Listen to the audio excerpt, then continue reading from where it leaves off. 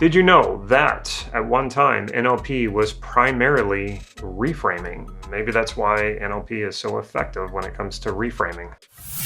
So you're plagued by relentless negative thoughts, and they're either holding you back from doing the things that you want to do, or it's keeping you from enjoying your life. So what to do? Well, first of all, watch all of my videos. There's only about 700 of them, so dive in and get to work on that. The second thing, make sure you like and subscribe to this channel. You'll see the button right here, and click the bell so you'll be notified when I put new videos out. And the third thing is, and yes, I am just joking around with those first two, but you should definitely do those things. The main thing here is, first of all, to stop resisting the negative thoughts. And that might seem very counterintuitive, but what does resistance do? Resistance brings emphasis to the negative thoughts. When you're resisting it, you're actually focusing on it, because you can't resist something without putting a lot of attention on it. It's like saying, don't think about red. You're thinking about it. Or when you're trying to fall asleep and you're putting a lot of effort into falling asleep. Well, it's that effort that's keeping you awake and preventing you from going to sleep. So you got to pull back on the resistance. So start off just by accepting that you are having this negative thought, whatever it is, and it might be more than one. Now, that might seem a little bit scary. So what do you do if it starts to feel like, as you're accepting this negative thinking, that you're getting overwhelmed with it? Well, you can do simple things just like breathing. A lot of times people hold their breath. People will hold their breath, and when you do that, it's a little anxiety provoking. It's panic inducing. And so you want to breathe. Just make sure you breathe. And this happens a lot. Like when I'm coaching people, I notice that when they're going through something that they're resisting or struggling, or they're feeling overwhelmed, a lot of times they'll hold their breath, and I'll just say breathe. And especially if they're having a strong emotional response, like maybe they start crying, a lot of times people will hold their breath, and I just say, okay, breathe, breathe. And so that once they start to breathe, it starts to release the tension and releases the emotions even better. So you want to make sure that you breathe. The other thing you can do is you can make sure you get a sense of like your feet being on the floor, like you feel the floor under your feet. Take notice of the temperature in the air, how it feels on your skin. So what you're doing is you're drawing your attention to the tangible things, the real things that are happening around you, which is more real than the thoughts in your mind. And you can use this anytime you start feeling overwhelmed with any kind of thoughts. I know feeling overwhelmed with negative thoughts kind of coming at you in all different directions. It can be scary, and it can make you feel not very stable, but start putting your attention on the actual sensory sensations around you. You could even think of, start listening for certain sounds, and then you're using some kinesthetic, like what you can touch. And then what do you see around you? Do you see, what colors do you see? And so drawing this to your attention to these sensations is really effective in getting you out of that sort of overwhelmed from negative thoughts. Now, for some of you, just that alone might work. Just by stopping resisting the negative thoughts, they might just die out, and they might just sort of take their place among all the many thoughts that are, floating around in your mind. But for some of you, that's not going to be enough. You're going to need more. Another thing that you can do, and this is just like a classic reframe. So you stop resisting, and then plunk, you have this big, nasty negative thought, right? And maybe you have more than one, but make sure you start organizing them. Take one at a time. Don't try to deal with them all at once. That's another thing that's going to create a lot of overwhelm. So take one negative thought, and then ask yourself, what would I rather think instead of this? Now, I know this sounds really simple, but it's very, very effective. And I use this conversationally all the time, not just when I'm coaching clients. Sometimes I'm in a position where I need to be persuasive, and knowing that most people focus on what they don't want more so than what they do want, I want to reframe that. So I will say, well, what do you want instead? So when you have this big, nasty, negative thought, let's say it's a fear of losing your job. And so you have this negative thought that, oh gee, I might lose my job. Then ask yourself, well, what would I rather think about instead? Okay. Well, I would rather think about getting a raise or getting promoted. Okay, and what are some of the things that you would need to do in order to do that? And then put your attention there. So what happens when you do that? Well, you're more likely to do those things. And not only that, this may take some practice.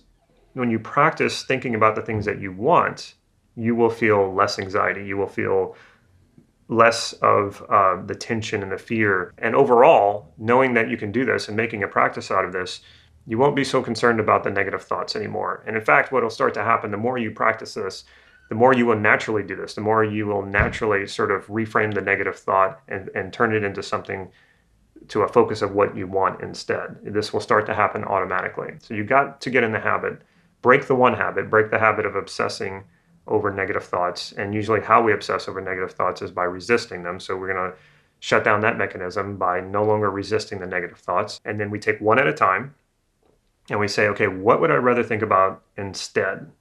And really think about those things, like see yourself doing the things you would rather be doing, or whatever is the opposite of this. Maybe you have a fear, a jealous, possessive fear of your spouse cheating on you or something like that.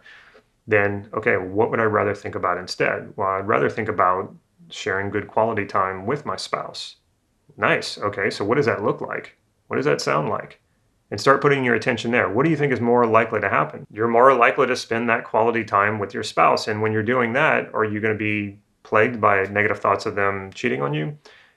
It's possible, but a lot less likely, especially if you're getting that good quality time in. So a lot of times what negative thoughts are, it's really about something that is not being fulfilled, which will also bring me to the next step that you can take if even this isn't working. If you're asking yourself, what do I want to think about instead? And you reframe that way, and you actually think it through, you use sensory-based information to think about those things and see it and to hear it, and that's not working, well, there's another thing you can do. Treat each one of your negative thoughts as having a positive intention behind them. So these thoughts are often fearful thoughts. There might be angry thoughts, frustrated thoughts, resentful thoughts, and they're all really tied to something that feels unfulfilled. And so in order to know what is not being fulfilled, you need to know what the value is that it's trying to fulfill. So the strategy that this part of you, the part of you that's creating the negative thoughts, the strategy is to bring something that doesn't feel good to your attention, usually because it's trying to tell you to avoid it. Like, when you're thinking about giving a presentation and you're telling yourself over and over again, okay, don't screw up, don't screw up. So you're trying to use some sort of away from strategy, a negation strategy. But what happens? You're telling yourself over and over, you're basically feeding your unconscious mind the information of what to do. Your unconscious doesn't negate, your conscious mind negates, but your unconscious doesn't. So what you're giving it the information and the instructions to screw up, more so than you're actually giving it instructions to avoid this. So what do you want to do instead? Well, you want to think about what it is that you want. So behind every action and behavior is a positive intention, and that includes your negative thoughts. So when you have negative thoughts, ask yourself, the part of you creating the negative thoughts. And remember, do this individually. If you try to do this with all your negative thoughts, it might work, but it's just more difficult. So I would take one negative thought at a time and then ask yourself, okay, what is the positive intention of this thought? It might seem a little strange if you've never done this before. It might seem a little strange at first, but assume that there is a positive intention. And so you want to go a little bit deeper and find out what is that positive intention. Now, because this is a negative thought, it's probably going to come out in the form of a negation, like as in I don't want. It might be something like, I don't want you to be disappointed. I don't want you to fail. I don't want you to be embarrassed. I don't want you to hurt. So if you think about that, if that's why these thoughts are appearing, that is a positive intention, even though they might be freaking you out and they might not feel good. They are rooted in a positive intent. If it comes out negated like that, as in I don't want, you need to get that shifted into the positive. And so remember the first step that I told you, ask, what do you want instead? So if I don't want to be disappointed, and this negative thought keeps plaguing me, and the root of it is I don't want you to be disappointed, then you ask it, well, what do you want instead? You ask the part of you, what do you want instead? I want you to be happy, or something like that will come out. So you want to get this stated in the positive. I don't want you to be embarrassed. That might be one that's plaguing you. You say, okay, well, what do you want instead for me? I want you to be at peace. Great. So now you got this nice positive direction to go in. And so the next step would be, well, how would that happen? Like how would I know I was experiencing peace or happiness, whatever it is that it wants for me, what would I see? What would I hear? And actually create a vision of yourself doing that, doing peace, doing happy, whatever it is. Like, see yourself being happy, see yourself being at peace. It's really important to bring this into the sensory modalities. What does it sound like? A lot of times people's negative thoughts are coming up as voices. That used to happen a lot for me. So I'd get like the things that I wanted, I would see visually.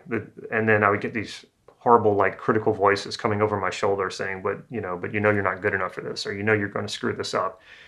So I had, in one modality, the visual, the things that I wanted, and I wanted to move toward, and then it felt like an anchor kind of holding me back.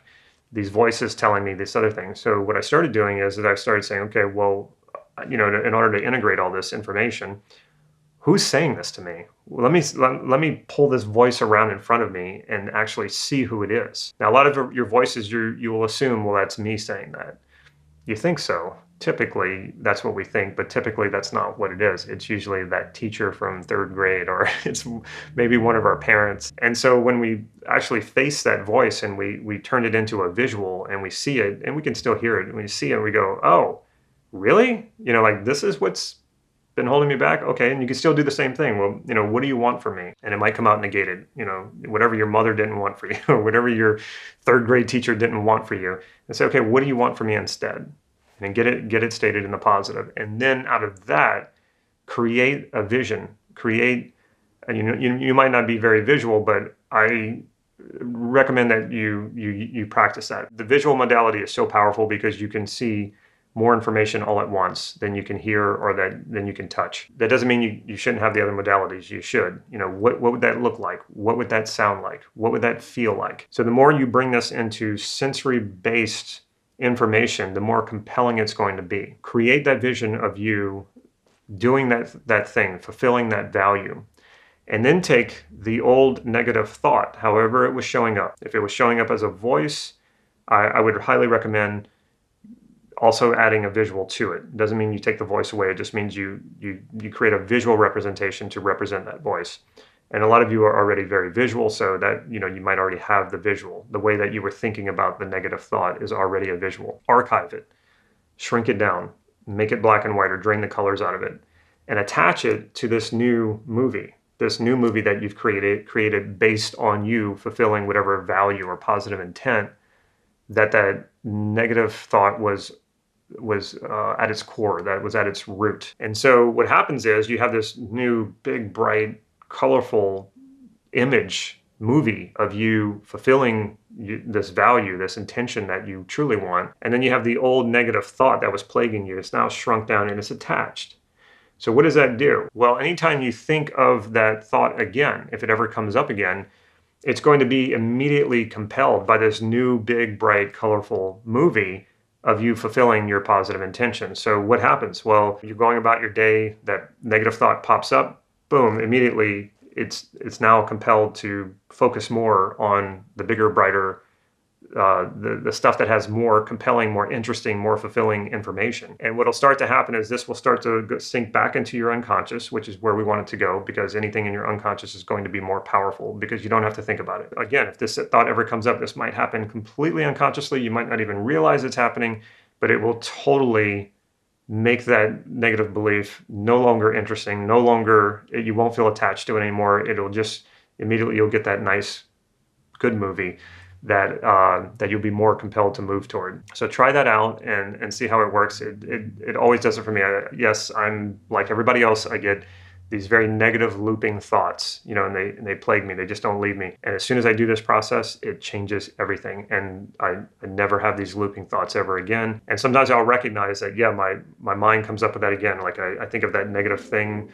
A lot of times it might have been something that actually did happen that I was unhappy about. And boom, I get that new movie and I go, oh, okay, well, now I know where I want to go. So I'm not focused on what I don't want. I'm focused on what I do want. I can acknowledge what I don't want, but I'm focused on what I do want. It works like a charm. Give that a try.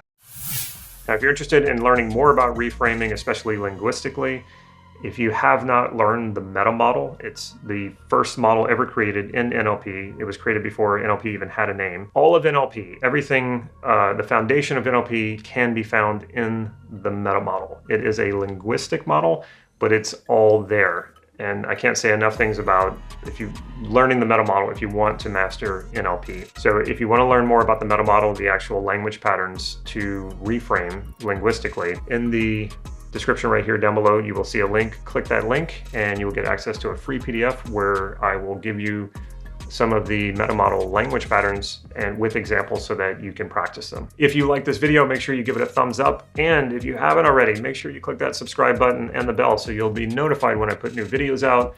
And last but not least, if you can think of a friend or a family member who would benefit from this video, make sure you share it with them. Take care.